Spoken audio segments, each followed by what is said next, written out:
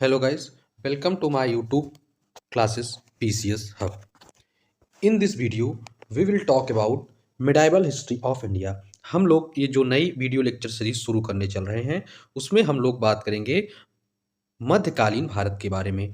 जितने भी prelims point of view से जितने भी इम्पोर्टेंट फैक्ट्स हैं जो हर एक स्टेट पीसीएस में या स्टेट पीएससी में राज्य के लोक सेवा आयोग में क्वेश्चन पूछे जाते हैं, चाहे वो पीसीएस का हो, आरओ का हो या कोई और हो, जैसे बीईओ हो, एमपीपीएससी हो, यूपीपीएससी हो, बीपीएससी हो, या उससे लोअर एग्जाम जैसे आपके टेट, सुपर टेट और सी टेट या एसएससी, बैंक, रेलवे, ऐसे एग्जाम्स में जो मिडाइवल हिस्ट्री या जिसे हम कह सकते हैं मध्यकालीन भारत में क्वेश्चंस आते हैं उसके बारे में बात करेंगे। हम लोग इसमें शुरुआत कर रहे हैं और हम लोग उन्हीं टॉपिक्स को पढ़ेंगे और उस पर्सपेक्टिव से पढ़ेंगे कि जिससे आपको प्रीलिम्स का क्वेश्चन या जो ऑब्जेक्टिव टाइप क्वेश्चंस हों वो आसानी से सॉल्व हो सकें, कम पढ़कर आपको ज़्यादा क्वेश्चन सॉल्व करने में आसानी हो। तो चलिए देखते हैं और शुरुआत करते हैं मेडाइवल हिस्ट्री ऑफ इंडिया के बारे में। अगर अभी तक चैनल को आप लोगों ने सब्सक्राइब नहीं किया है तो प्लीज़ सब्सक्राइब कर लें। हम लोग जो ये सीरीज है इसमें बात करेंगे कि मेडाइवल इंडिया या मध्यकालीन भारत की शुरुआत में कौन कौन से आक्रमण हुए, कौन कौन से शासक थे। जैसे हम लोग बात करेंगे मोहम्मद बिन कासिम के बारे में, बख्तियार खिलजी के बारे में। उसके बाद जो अगले शासक जैसे मोहम्मद गजनवी, गजनी जिसे बोलते हैं हम लोग, या उसके बाद गोरी के बारे में। फिर दिल्ली सल्तनत के शासक जो थे, रूलर थे, जैसे कि इल्तुतमिश, कुतुबुद्दीन ऐबक, अलाउद्दीन खिलजी, जलालुद्दीन खिलजी, खिजिर खान। उसके बाद लोधी वंश के बारे में। इसके बाद हम लोग बात करेंगे मुगल डायनेस्टी के बारे में, उसके रूरल्स और उनके द्वारा जो इम्पोर्टेंट वर्क्स हुए हैं, जैसे कौन सी मोनूमेंट्स बनवाए गए हैं, कौन से बिल्डिंग्स बनवाई गई है, और उनके द्वारा कुछ नए कौन से फेस्टिवल चलाए गए हैं, अभी जो भी कार्य किए गए हैं। और उसके बाद हम लोग बात करेंगे various Sufi and Hindus movement के बारे में, जो वेरियस सूफी मूवमेंट्स चलाए गए थे और हिंदू रिलीजन से रिलेटेड जो मूवमेंट्स चलाए गए, जैसे वैष्णवाइट मूवमेंट जो था, शैविज्म शिव भगवान से रिलेटेड जो था, और वेरियस जो संत से जैसे कबीर दास, रायदास, इन सब लोगों के बारे में इस वीडियो लेक्चर सीरीज में बात करेंगे। और साथ ही साथ जो साउथ इंडिया की कुछ डायनेस्टीज थी इंपॉर्टेंट, जो एग्जाम पर्सपेक्टिव से बहुत इंपॉर्टेंट है, जिससे लगातार क्वेश्चंस पूछा जाता रहा है और फ्यूचर में भी प्रोबेबिलिटी है कि पूछा जाएगा, उन सब टॉपिक्स को इस लेक्चर सीरीज में हम लोग डील करेंगे। तो चलिए शुरू करते हैं और स्टार्टिंग से शुरू कर रहे हैं, from zero to hero, means शुरुआत से लेकर अंत तक पूरा मिडाइवल हिस्ट्री कवर किया जाएगा। अगर आप लोग इतना टॉपिक कवर कर लेते हैं मिडाइवल हिस्ट्री का, देखिए थोड़ा ज़्यादा होगा और लेंदी भी होगा, लेकिन क्योंकि स्टेट पीसीएस और उसके समकक्ष के एग्जाम के लिए आप लोग तैयारी कर रहे हैं तो इतना पढ़ना लाजमी है, इतना पढ़ना ही पड़ेगा, क्योंकि कोई ये ग्रुप डी का एग्जाम नहीं है। तो अगर आप लोग स्टेट पीसीएस पर्सपेक्टिव से पढ़ रहे हैं तो इतना पढ़ना होगा, लेकिन ये सबसे कम होगा। यहाँ के पढ़ने के बाद आप मैक्सिमम क्वेश्चन अटेम्प्ट भी कर लेंगे और आपको जो नॉलेज बेस जो होगा, नॉलेज जो गेन करना होगा, वो बहुत ज़्यादा नहीं करना होगा। कम नॉलेज बेस में भी आपके क्वेश्चंस अटेम्प्ट हो जाएंगे, क्योंकि जो ये मैं वीडियोस में बनाने चल रहा हूँ ये उन्हीं टॉपिक्स को कवर करके बनाया गया है जो प्रीवियस ईयर में वेरियस स्टेट पीएससी या उसके समकक्ष एग्जाम में पूछे गए, जैसे BPSC, MPPSC, RAS, UPSC, UPPCS, RO, ऐसे कई एग्जाम्स में जो क्वेश्चंस पूछे गए हैं उन्हीं को कंपाइल करके एक फैक्ट रूप में, एक फैक्ट सीट के रूप में ये सारी इन्फॉर्मेशन मैंने तैयार की है। मैंने कई जगह से, जैसे घटना चक्र से इन्फॉर्मेशन कुछ गैदर की, कुछ यूट्यूब के वेरियस प्लेटफॉर्म से गैदर किया है, इकट्ठा किया है, कुछ ऑफ साइट से, कुछ स्पेक्ट्रम से जैसी बुक से, कुछ महेश बरनवाल जी की बुक से। तो इन सब बुक्स का एक कंपाइलेशन है और एक शॉर्ट फॉर्म है, इसलिए आपको ये हर एक बुक का कंपाइल्ड मटेरियल जो विभिन्न प्लेटफॉर्म या बुक्स में अवेलेबल है एक जगह मिल जाएगा। और आपको इतना पढ़ने के बाद मिडिवल हिस्ट्री या जिसे हम बोलते हैं मध्यकालीन भारत के बारे में और कुछ नहीं पढ़ना होगा।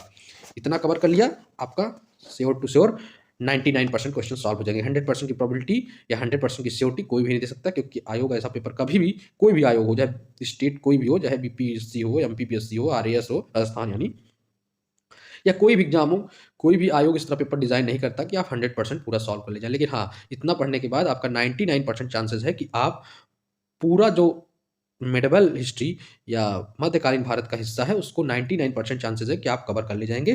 तो चलिए शुरू करते हैं आज की ये वीडियो लेक्चर सीरीज, जिसमें हम लोग अब मेडिवल हिस्ट्री को कवर करेंगे पूरी। तो सबसे पहले अगर हम लोग बात करें तो सबसे पहले जानते हैं कि मेडाइवल इंडिया या मध्यकालीन भारत की शुरुआत होती कहाँ से है। तो जनरली अगर देखा जाए, जब मुस्लिम आक्रमण भारत पर होता है, मुस्लिम इन्वेजन शुरुआत होता है भारत में, तब से हम कंसीडर करते हैं मेडाइवल इंडिया। जनरली हिस्ट्री तो हम लोग जानते हैं कि हिस्ट्री एक चेन ऑफ इवेंट्स है, जिसको सेग्रीगेट नहीं किया जा सकता मिडिवल, एंशिएंट और मॉडर्न में। हिस्ट्री क्या है? चेन, एक सीरीज ऑफ इवेंट्स है, लगातार चल रही इवेंट्स की एक प्रक्रिया है, जिसे हम लोग सेग्रीगेट अलग अलग नहीं कर सकते। लेकिन हम लोग अपने कन्वीनियंस के लिए, ताकि चीज़ें हमें पढ़ने में आसान हो जाए, चीज़ों को हम आसानी से समझ सके, इसको 3 पार्ट में डिवाइड करते हैं, जैसे कि ancient, medieval and modern history, जिससे कि हमारे कन्वीनियंस हो जाए पढ़ने में। तो उसके बेसिस पे अगर हम लोग मिडाइवल इंडिया की बात करें, तो मिडाइवल पार्ट ऑफ इंडिया जो है, या मध्यकालीन भारत का जो इतिहास है, इसकी शुरुआत होती है मुस्लिम इन्वेजन से, मुस्लिम आक्रमण से। अगर हम लोग सबसे पहले बात करें कि इस्लाम धर्म की स्थापना किसने की थी, फाउंडर कौन था इस्लाम का। मुस्लिम का आक्रमण हुआ, लेकिन उस धर्म की, यानी उस रिलीजन का स्थापना किसने की थी। तो अगर हम लोग बात करें फाउंडर ऑफ इस्लाम के बारे में, फाउंडर ऑफ इस्लाम, तो इस्लाम वाज फाउंडेड बाय, इस्लाम की स्थापना आप लोग जानते होंगे, बहुत फेमस है उनका नाम, हजरत मोहम्मद जी ने की थी। किसने? हजरत मोहम्मद ने। हजरत मोहम्मद ने इस्लाम धर्म की स्थापना की थी। ठीक। अगर हम लोग बात करें हजरत मोहम्मद जी के बारे में, तो इनका जन्म 570 एडी में हुआ था। 570 एडी में, एडी जिसे हम लोग सीई भी बोलते हैं, कॉमन एरा या एनो डोमिनी। तो 570 एडी में या कॉमन एरा में हजरत मोहम्मद का जन्म हुआ था, और इनकी मृत्यु जो है, ये कब मरे थे? 632 एडी, 632 एडी में इनकी मृत्यु हुई थी। तो बर्थ था 570 एडी, और डेथ जो थी वो थी 632 एडी। जन्म 570 एडी में हुआ और मृत्यु 632 एडी में हुआ। इन्होंने ही इस्लाम धर्म की स्थापना की थी। किन्होंने? मोहम्मद हजरत ने, हजरत मोहम्मद जी ने। ठीक, हजरत मोहम्मद साहब जी ने बोलते हैं हम लोग। इतनी बात समझ में आई। नेक्स्ट आते हैं, अगर हम लोग बात करें मुस्लिम इन्वेजन के बारे में, कि मुस्लिम आक्रमण की शुरुआत कहाँ से हुई। तो अगर मैं बात करूं मुस्लिम आक्रमण के बारे में, तो सबसे पहला जो मुस्लिम आक्रमण हुआ था, फर्स्ट मुस्लिम इन्वेजन जो हुआ था, वो हुआ था भारत पे। ये बात हो रही है कि पहला भारत में मुस्लिम आक्रमण कब हुआ था, वो हुआ था 712 एडी में। कब हुआ था? 712 एडी में। First Muslim invasion took place on 712 AD. ठीक, किसके द्वारा हुआ था? मोहम्मद बिन कासिम। मोहम्मद बिन कासिम ने पहली बार आक्रमण किया था भारत में, जो कि प्रथम मुस्लिम था। First Muslim invasion by Muhammad bin Qasim in 712 AD. और कहाँ पे आक्रमण किया था? तो मोहम्मद बिन कासिम ने आक्रमण किया था सिंध वाले रीजन पर। कहाँ पर? सिंध पर। अगर हम लोग बात करें सिंध के बारे में, तो उस समय सिंध के जो रूलर मतलब शासक जो थे, वो थे ताहिर। कौन थे शासक? Tahir was the ruler of Sindh. Sindh के जो शासक थे वो थे दाहिर। और इस युद्ध का नाम था बैटल ऑफ रावर। इस युद्ध को क्या बोला गया? Battle of Rawar. Battle of रावर।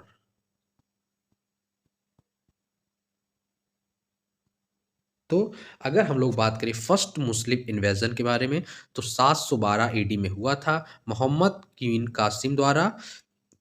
और दूसरी साइड से कौन लड़ रहे थे? दाहिर, जो कि सिंध के शासक थे। और इस युद्ध को कहा जाता है बैटल ऑफ रावर। तो अगर एग्जाम में पूछता है battle of Rawar was fought between which of the following two rulers, then they are Tahir and Muhammad bin Qasim. इतनी बात समझ में आई। नेक्स्ट अगर हम लोग बात करें, तो उसके पहले हम लोग बात करते हैं अगला आक्रमण किसने किया था। तो अगला आक्रमण जो हुआ था, वो हुआ था इख्तियारुद्दीन मोहम्मद बिन बख्तियार खिलजी। इख्तियारुद्दीन मोहम्मद बिन बख्तियार खिलजी द्वारा। ठीक, देखिए इख्तियारुद्दीन मोहम्मद बिन बख्तियार खिलजी द्वारा इन्होंने 2 आक्रमण किया था, एक बंगाल पे किया था और एक बिहार पे। अगर हम लोग बात करें बिहार आक्रमण या बिहार कन्क्वेस्ट के बारे में, तो ये आक्रमण किया था 1193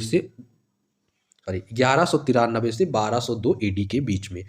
और जब बख्तियार खिलजी ने बिहार पर आक्रमण किया तो डिस्ट्रॉय नष्ट कर दिया नालंदा और विक्रमशिला की यूनिवर्सिटीज़ को।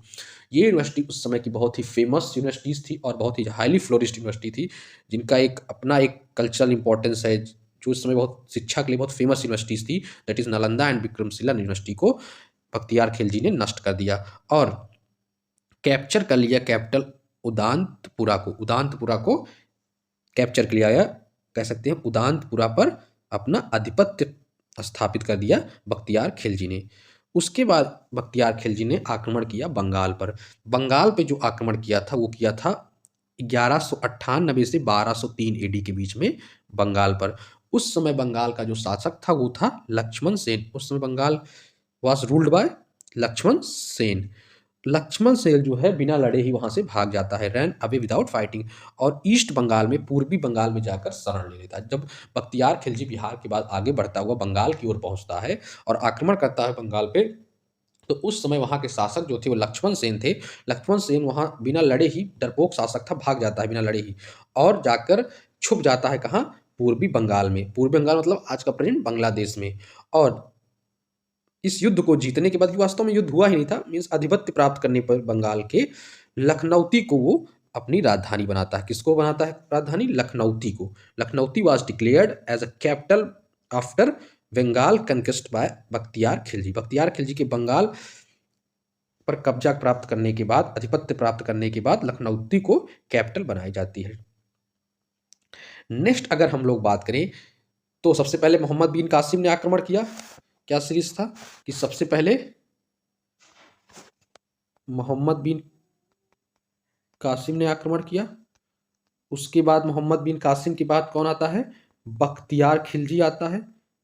बख्तियार खिलजी, बख्तियार खिलजी के बाद अगला आक्रमण किसके द्वारा होता है? मोहम्मद या महमूद गजनवी द्वारा। महमूद गजनवी द्वारा। महमूद गजनवी के बाद कौन आक्रमण करता है? गोरी करता है।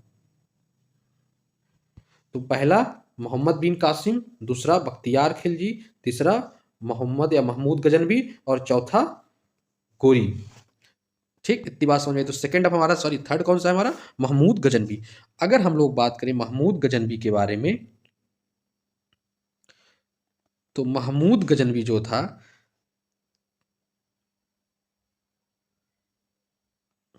महमूद गजनवी जो था उसके बारे में अगर हम लोग बात करें तो became the ruler of Ghazni in 998।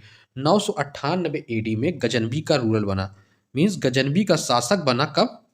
998 में। 998 में गजनी का शासक बना महमूद गजनवी। एजुकेटेड था, पढ़ा लिखा था, बहुत ही सौम्य स्वभाव का था। Respect for scholars and artist, artist और स्कॉलर्स की बहुत इज्जत करता था। और जो कॉइन्स थी इसकी, वो सिल्वर कॉइन्स थी जिसपे संस्कृत के इंस्क्रिप्शंस हुए करते थे। तो अगर हम लोग बात करें महमूद गजनवी के बारे में, तो महमूद गजनवी जो है 998 एडी में गजनी का शासक बना, जो कि एक पढ़ा लिखा और बहुत ही सौम्य किस्म का शासक था और रिस्पेक्ट करता था स्कॉलर्स और आर्टिस्ट का। और उसके सिक्कों पर या उसके कॉइन्स पर संस्कृत के इंस्क्रिप्शन हुआ करते थे और कॉइन जो होता था वो चांदी का, सिल्वर का होता था। नेक्स्ट अगर हम लोग बात करें महमूद गजनवी के कोर्ट हिस्टोरियन के बारे में, कोर्ट हिस्टोरियन जो थे महमूद गजनवी थे, उनका नाम था उतबी। क्या नाम था? Utbi was court historian of Mahmud Ghaznavi. Utbi जो थे वो गजनवी के क्या थे? कोर्ट हिस्टोरियन थे।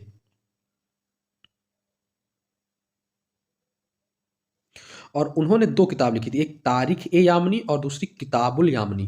तारीख ए यामनी और किताबुल यामनी, दो किताब लिखी थी किसने? उतबी ने। उतबी कौन था? हिस्टोरियन था, कोर्ट हिस्टोरियन था महमूद गजनवी का।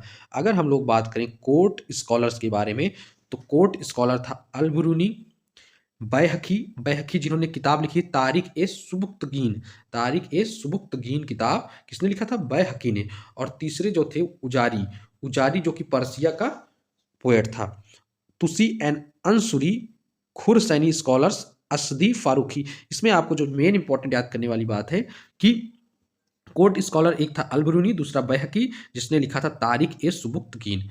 अगर हम लोग बात करें महमूद गजनवी के बारे में, तो महमूद गजनवी ने 997 से 1027 एडी के बीच में 17 बार आक्रमण किया था भारत पर। 17 बार आक्रमण किया था किसने? महमूद गजनवी ने 999 और 1027 के बीच में। 1026 में किस लिए किया था ये आक्रमण? लूट of Somnath temple. Somnath temple जो है उसको लूटने के लिए। फर्स्ट अटैक अगर हम लोग बात करें महमूद गजनवी के बारे में, तो महमूद गजनवी ने पहला अटैक किया था विद्याधर के ऊपर। किसके ऊपर? राजा विद्याधर के ऊपर। विद्याधर जो थे बहुत ही पावरफुल शासक थे। किस डायनेस्टी के? चंदेल वंश के। विद्याधर जो थे वो चंदेल वंश के एक बहुत ही फेमस और पावरफुल शासक थे। अगर हम लोग बात करें चंदेल के बारे में, तो चंदेल की कैपिटल जो थी वो खजुराहो थी, जो आज की प्रेजेंट महोबा में एग्जिस्ट करती है, प्रेजेंट है। तो चंदेल वंश के शासक विद्याधर के ऊपर पहला आक्रमण महमूद गजनवी ने किया था। चंदेल वंश की राजधानी थी खजुराहो, जो कि महोबा में है। और इस युद्ध में विद्याधर गजनवी से परास्त नहीं होता है। मतलब विद्याधर जी इस युद्ध में हारते नहीं हैं, जो कि आक्रमण करता है महमूद गजनवी। इतनी बात समझ में। अब एक चीज़ आप लोग जानते रहिए अलबरूनी के बारे में, क्योंकि बहुत ही फेमस राइटर स्कॉलर थे अलबरूनी, और अलबरूनी को लेकर क्वेश्चंस एग्जाम में कई बार पूछे गए हैं। तो अगर हम लोग बात करें अलबरूनी के बारे में, तो उन्होंने एक कंपोजिशन किया है अरेबिक भाषा में। अरेबिक भाषा में एक कंपोजिशन किया है जिसका नाम है तहकीक ए हिंद। क्या नाम है? तहकीक ए हिंद। अगर हम लोग बात करें अलबरूनी के बारे में, तो इनका जन्म 973 एडी में हुआ था। कब हुआ था? 973 एडी में। कहाँ पे? ख्वारेज़म उज्बेकिस्तान। उज्बेकिस्तान के ख्वारेज़म स्थान पर अलबरूनी का जन्म हुआ था। इन्हें संस्कृत भी आती थी और ये संस्कृत के स्कॉलर भी थे, और ये पहले मुस्लिम थे जिन्होंने पुराण को स्टडी किया, पुराण को पढ़ा। अगर अलबरूनी की बात करें तो ये पहले मुस्लिम थे जिन्होंने पुराण को पढ़ा, पुराण के बारे में जानकारी प्राप्त की, और ये संस्कृत के एक बहुत ही अच्छे स्कॉलर थे। ये भारत कैसे आए? तो ये महमूद गजनवी जब भारत आ रहा था, आक्रमण कर रहा था, उसके दौरान ही महमूद गजनवी के साथ ही भारत ये है। इन्हें father of Indian historical writing भी कहा जाता है। क्या कहा जाता है? Father of Indian historical writing. Father of Indian historical writing, Indian historical writing भी कहा जाता है।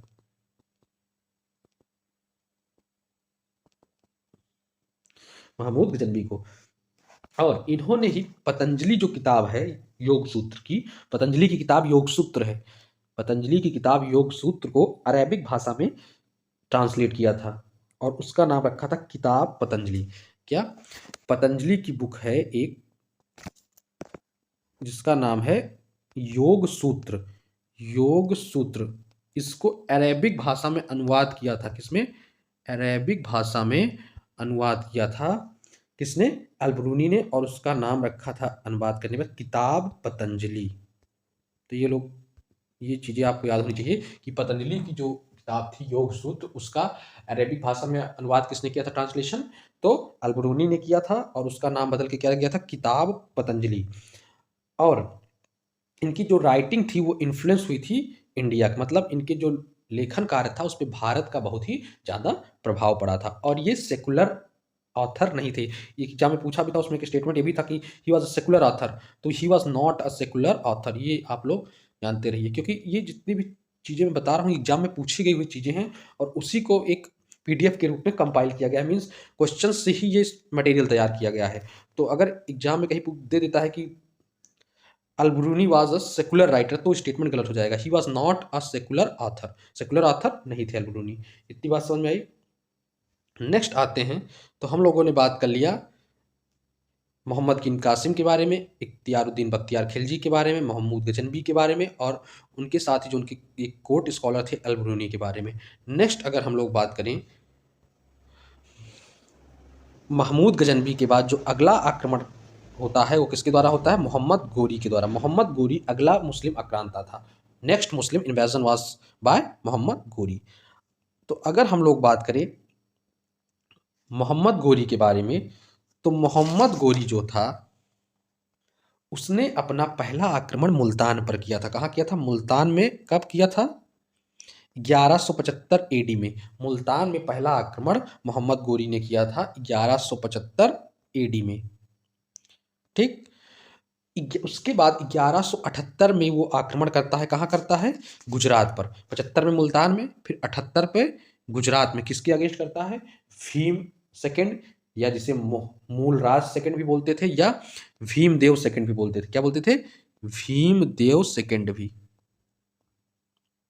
तो अपना जो सेकंड आक्रमण 1178 में मोहम्मद गोरी करता है, गुजरात पे करता है। वहाँ के शासक जो थे उनका नाम भीमदेव या मूलराज द्वितीय या भीमदेव द्वितीय भी बोलते हैं। ये युद्ध जो होता है माउंट आबू के नज़दीक होता है। कहाँ होता है? माउंट आबू के नज़दीक होता है। और इसमें गोरी हार जाता है, और गोरी के पहली हार थी ये भारत में। Ghori got defeated in battle against Bhim Dev second. Next उसके बाद 1191 में 1191 में आप लोग जानते होंगे दो फेमस बैटल हुआ था, बैटल ऑफ तराइन का, एक फर्स्ट एक सेकेंड।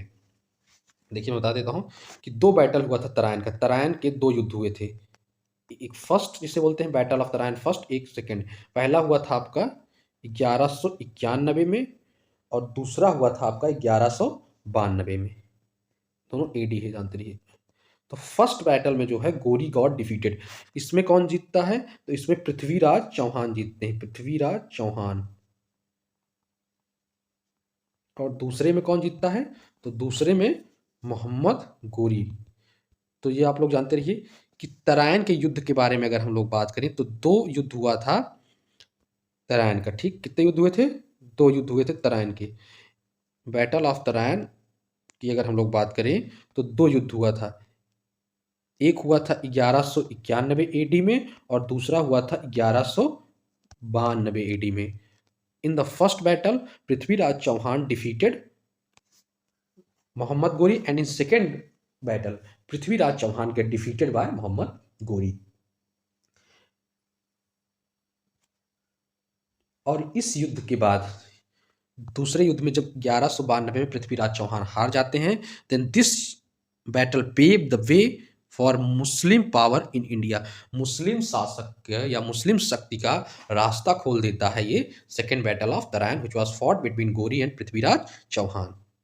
ठीक, उसके बाद जैसा कि हम लोग, मैं कहानी बता देता हूँ कि क्या होता है कि जयचंद जो शासक था वो पृथ्वीराज चौहान से बार बार उनके बीच में स्ट्रगल चल रहा था, और वो बार बार हार जा रहा था। तो जयचंद जो होता है, देखिए आप लोग सुने होते हैं ना कि जयचंद मत बनिए, तो जयचंद जो है गोरी को न्योता देता है कि आकर यहाँ पर पृथ्वीराज चौहान के ऊपर आक्रमण करिए। जयचंद जो है कहता है कि आकर पृथ्वीराज चौहान के ऊपर आक्रमण करिए। और तो इसीलिए गोरी जो है वो आक्रमण करता है, क्योंकि जयचंद और पृथ्वीराज चौहान में अपने कुछ टसल्स चल रहे होते हैं। तो जब आक्रमण करता है तो पहले बैटल में गोरी हार जाता है, फिर दूसरे बैटल में पृथ्वीराज चौहान का शादी विवाह हो जाता है, और उसी शादी विवाह में थोड़ा व्यस्त रहते हैं, और उस गोरी आक्रमण करता है और दूसरा युद्ध जीत जाता है। लेकिन देखिए, जैसा बीज आप बोएंगे वैसा ही फल होगा, टिट फॉर टैट, जैसे को तैसा ही मिलता है। अब क्या हुआ कि जब गोरी पृथ्वीराज चौहान को हरा लेता है, तो फिर उसके बाद उसका जो नेक्स्ट टारगेट होता है वही जयचंद, जो उसको न्योता देते हैं इसके ऊपर आक्रमण करने के लिए, पृथ्वीराज चौहान के ऊपर। और उसके बाद गोरी जो है 1194 एडी में, 1194 ईस्वी में आक्रमण करता है किसके ऊपर? जयचंद के ऊपर, जिसे हम लोग क्या बोलते हैं? चंदावर के युद्ध को बोलते हैं। क्या बोलते हैं? चंदावर का युद्ध। चंदावर का युद्ध कब होता है? 1194 पर, जैसे को तैसा मिलता है। और इस युद्ध में फिर जयचंद मोहम्मद गोरी से भी हार जाता है। अगर हम लोग बात करें क्वाइंस ऑफ मोहम्मद गोरी के सिक्कों के बारे में, तो इनका सिक्का जो था उसमें एक तरफ लक्ष्मी का रिप्रेजेंटेशन था, लक्ष्मी माता एक तरफ छपी हुई थी, और दूसरी तरफ कालमा इन अरेबिक। तो एक साइड लक्ष्मी माता, दूसरी साइड कालमा इन अरेबिक। ये थे important information about the coin of Mohammad Ghori. इतनी बात समझ आई कि मोहम्मद गोरी क्या है? आक्रमण करता है। पहला आक्रमण मुल्तान पर, दूसरा गुजरात में जहां वो भीमदेव शासक से हार जाता है। फिर उसके बाद 1191 में बैटल ऑफ तराइन होता है, जिसमें पृथ्वीराज चौहान से हार जाता है। और ये आक्रमण क्यों होता है? जयचंद जो होता है एक शासक होता है, वो न्योता देता है कि मोहम्मद गोरी आकर चौहान के ऊपर आक्रमण करे। फिर 1192 में सेकेंड बैटल ऑफ तराइन होता है, और उसमें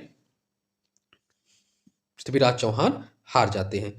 और ये युद्ध के बाद जो मुस्लिम पावर का इंडिया में एक रास्ता खुल जाता है, मतलब मुस्लिम शासक यहाँ पे, या मुस्लिम शासन का यहाँ पे आधिपत्य की शुरुआत हो जाती है। फिर 1194 पर गोरी ही जयचंद पे आक्रमण करता है, जिसे हम लोग बैटल ऑफ चंदावर बोलते हैं।